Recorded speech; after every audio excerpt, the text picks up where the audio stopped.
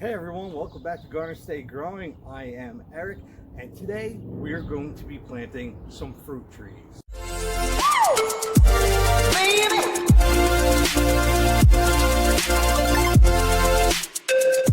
All right, all you growers out there, the ones that are following me, that's seen other videos of me, welcome back. I love you. The 39 people that are subscribed to my channel, I love you. Anybody that's new, my name is Eric, and I am doing one of the most ambitious gardening projects I've ever had in my entire life. I live right here in Central Jersey, the Garden State. All right, hold on, wait a minute, stop.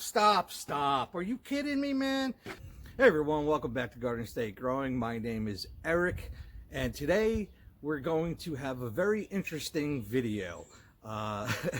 I had shot videos on planting my Meyer lemons in a container on my deck, and also my peach tree in my yard in the ground. And as I was editing it, I noticed that there was a lot of problems with the video, and the problems weren't technical. It was that it was just crap. It just wasn't. It was just horrible. Everything about it. I don't even want to get into it.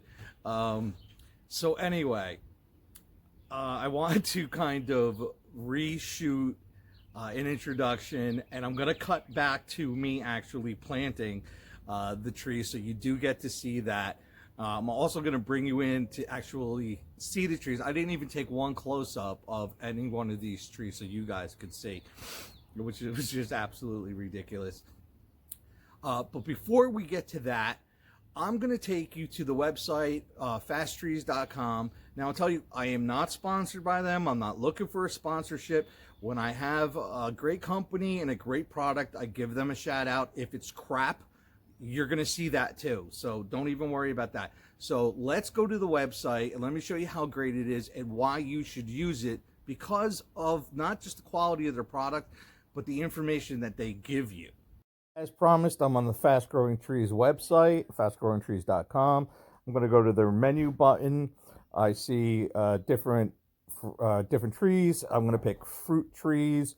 I'm going to go down here to peach trees. As you can see, they have tropical fruit trees as well, dragon fruit, bananas, citrus trees. But I'm going to go to the peach tree here. And now it's going to tell me what zone of the United States do I live in. I live in the northern, so I want northern peaches. I want stuff that is good for my climate. So I'm going to pick northern peaches. And right there, we have the Alberta peach. Right next to it, we have the Red Haven peach. And they have a whole bunch of other peaches. And because it is late in the season, they are sold out of a lot. But that is okay. Look at it. They even have a frost-proof peach if you live in a very cold climate. So here we are. I'm going to pick the Alberta peach. I'm going to show you the reason why I love this website. As you can see here, they start at $89.95, very reasonable for a tree. But you can get the 3 to 4 foot tree like I got, or you can get the 4 to 5, the 5 to 6, or the 6 to 7.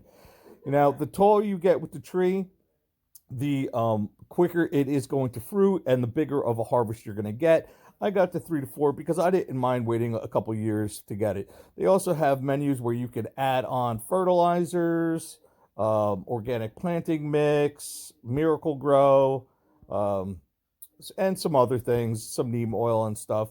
So right here, it shows the climate zones that is best for this peach tree. And this one is 5 to 8, growing zones 5 to 8, hardy down to -10. It barely ever gets -10 where I am. Matter of fact, I have never seen it, not in years. So I know it's going to be perfect for it. The height can go up to 15 feet, the width 10 foot, full sun. That's perfect for the spot I put it in. It's a fast grower, and it does harvest in September, year to bear. It can bear the first year. I'm not going to try to pronounce its scientific name. And for whatever reason, I don't know, they do not ship to these specific states. Now, in product description, they give you a lot of information here. I'm going to describe some of this when I actually do the peach video, so I'm not going to get into it here. But what I really wanted to see was here, the plantation info, and it is a self-fertile tree. Now that is really important to me because I don't have the room to plant multiple trees. They do say that it is best to plant two next to each other, and they even recommend the Red Haven peach to be one of the best to cross-pollinate with the Alberta peach. But I don't have that room, so I needed to buy a tree that was self-fertile. So this was really important to me, just as important as the growing zone.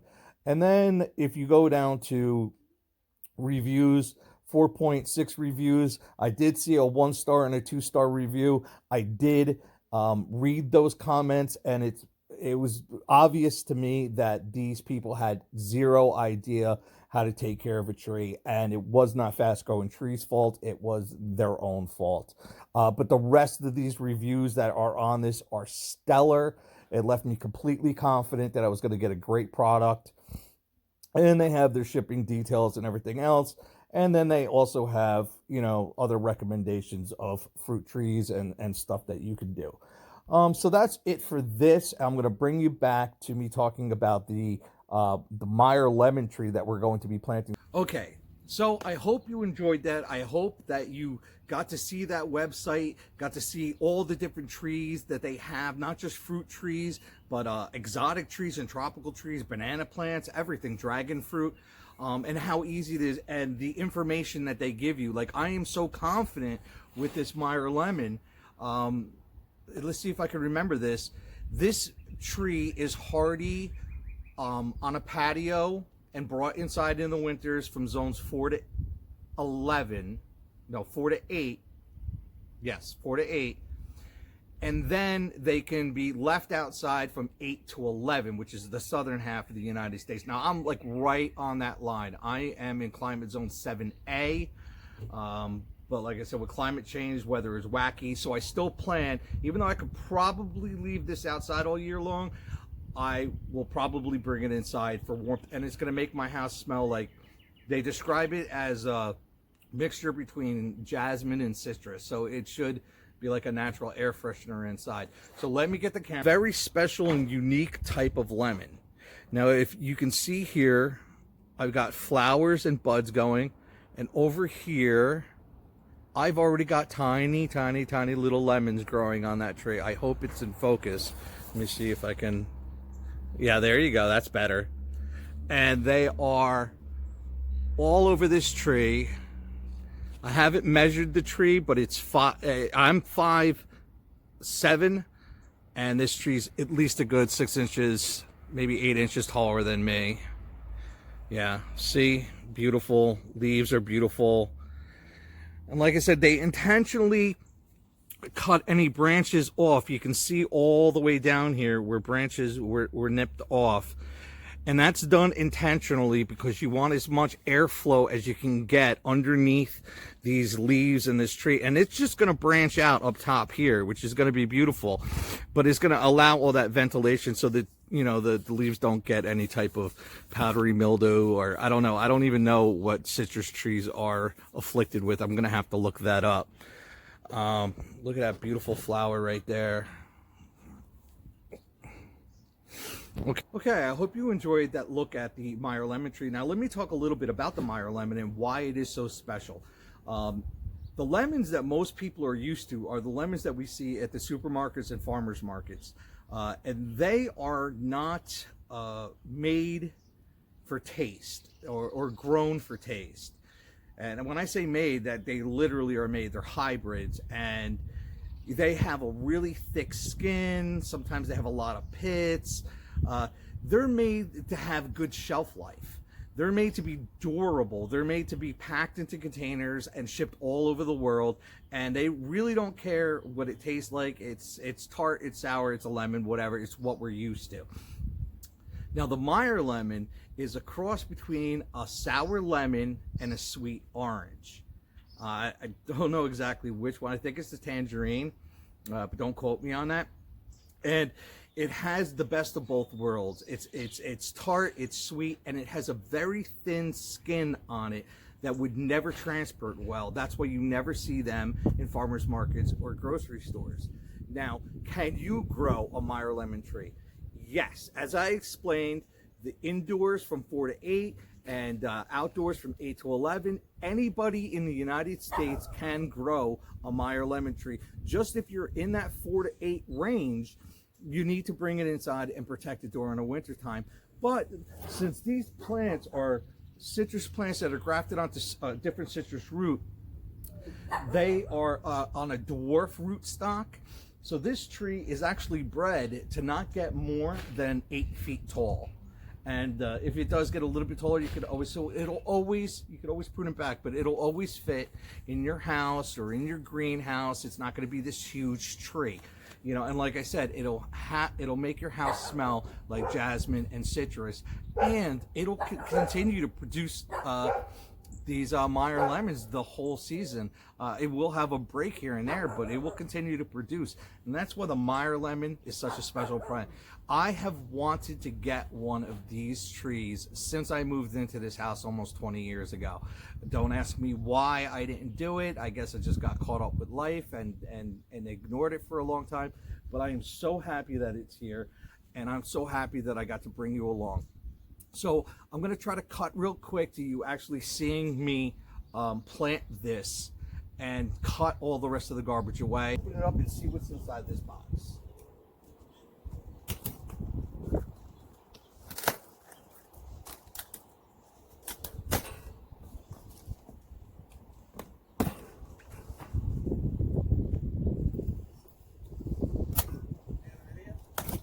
Yeah.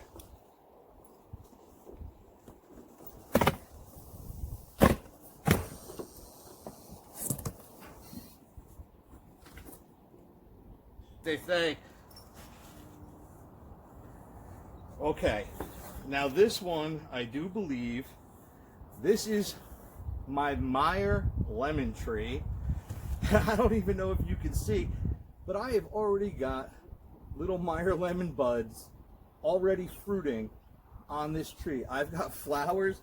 Now I bought this, and I showed you in the little segment that I did, that I intentionally got this one that's 6 foot tall because I wanted to see some Meyer lemons this year. Let me get these other plants out of here before the wind decides to blow them all away. So let me put this Meyer lemon on the side. Okay. Woo-hoo. Now this, my friends, I know what this is. This is my Alberta peach. This peach tree is made for New Jersey. It fits right in that, I believe it's the 4 to 8 growing zones. Remember, growing zones only matter when you are planting perennials.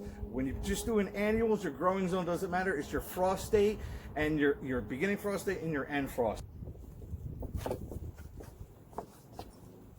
Okay, so what I have here, I was like looking at this and saying, why wouldn't they put any holes in this pot? But they did. It just comes with this nice little catch pan on the bottom that hides it. So that's fantastic. I was actually going to take my big drill bit and I was going to drill nice big drainage holes. But as you can see, it has these pylons that are going to keep it off the bottom. Okay, and holes in the bottom of this bucket. So I'm ecstatic. That's on my bottom layer. I'm gonna put, I don't want these big sticks, I'm gonna throw them back in my yard. This is just mulch that I picked up that I have laying around my garden beds.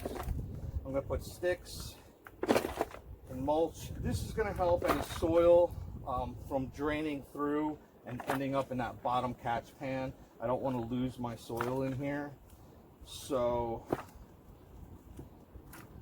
and just like I do with hugelkultur in my raised garden beds, this is going to decompose down and it's going to keep on adding nutrients to the soil. So I put about a good 4 inches in the bottom of this pot. Okay.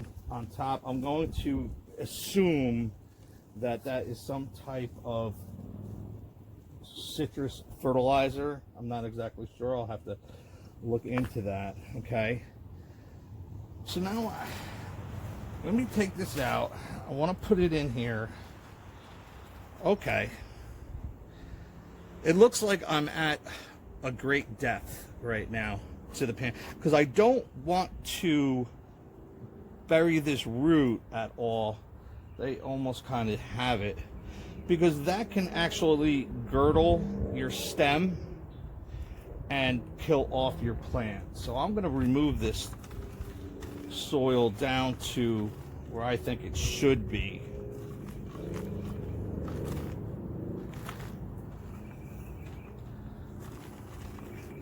That all right into the pot. Okay, that looks about good. I'm going to put a little bit. What I have here, okay, is this is my, make sure you can see, this is my worm compost. Not my worm, I keep on saying that, my mushroom compost. I'm going to put a couple inches of this on the bottom.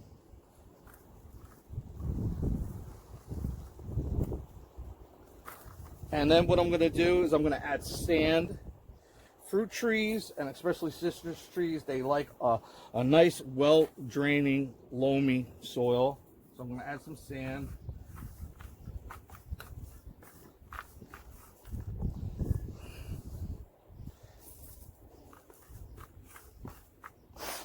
And just a touch of perlite and vermiculite. Again, that's going to help with drainage and moisture retention. I don't want that in there, piece of plastic. I'm just going to mix it in with the mushroom compost. I'm not going to mix it in with the actual wood chips that I put in there, the mulch. All right, now let's see if I can get this out without. Oh yeah, oh, down on the bottom. Okay, that's about the height I want it to be at. Okay, here's where all the roots are, so I know I'm safe to that level. And I'm going to go and I'm going to just start around it with my mushroom compost.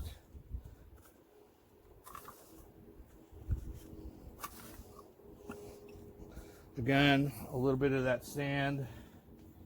Now this is just multi-purpose sand that I picked up at Home Depot.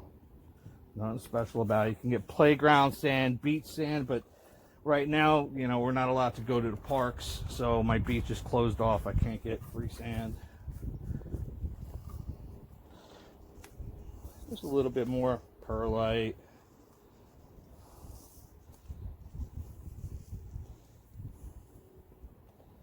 And vermiculite.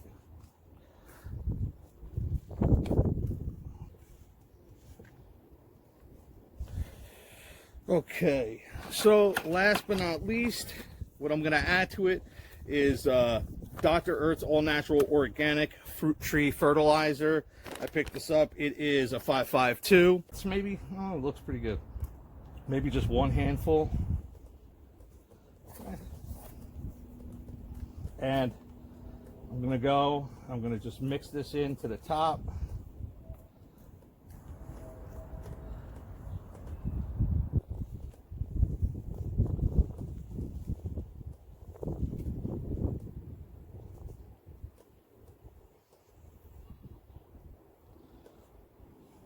Okay, now last but not least, I want to mulch this because that's going to help retain moisture, consistent moisture with the lemons. Don't fall. Okay, so I just want to take a nice light layer. This is going to stop weeds from growing up and competing with it. And what you don't want to do is you don't want to push this mulch up against the roots, up against the stem. Once again, it'll cause stem rot, it'll girdle the stem, and you'll wind up having a very poor, unhealthy little lemon tree. So now as I water this down, and over the next couple weeks, this is going to settle quite a bit, drop down. That's why I kind of mounted it up like this. And the only thing I have to do that's left is water it in. I'm going to leave it staked up to this until at least the stem doubles in size and I know it can support its own weight. So I'm going to leave it just for now. I love this part of my deck. It's the back corner. It's right by where my table is and people eat. It gets full sun all day long, pretty much. the trajectory of the sun. It gets a little bit of shade come midday around between 11 and 12, and then the sun comes back out and it gets it for the rest of the day. The beauty of having it in a pot up on my deck is that I can rotate it if I feel that only this side of the plant is getting sun. I can come out here once a week or once every couple days and just give my plant a little spin. And now this side will get all the sun and the other side will get a little bit of shade. This plant looks marvelous right now. I don't see any insect damage. The leaves look fantastic.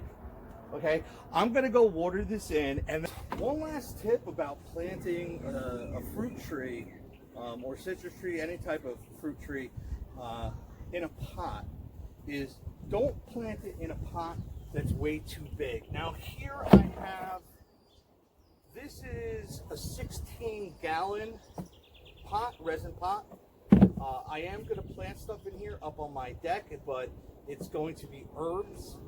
So I'm going to plant lots of different things in this one container.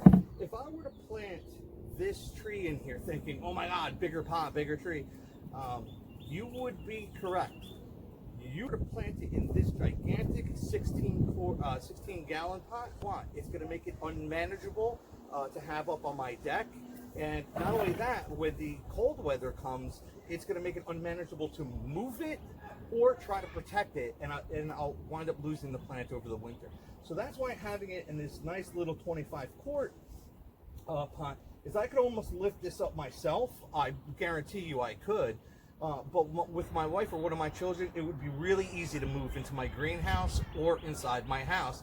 And having it limited to that 8 to 10 foot, it's going to fit nicely in there. If it grew any taller than that, I would not be able to bring it inside my house or put it in my greenhouse. So when you plant a tree, do an appropriate sized pot. 25 quart is the largest I personally would go. I think it is a perfect size for this application. I hope you enjoy this video. I hope you hit the like and share button, that notification bell if you want to see, when I come out with new videos. And please subscribe to the channel, share it with your friends and everything, or your family if you enjoyed this video. I really could use the support.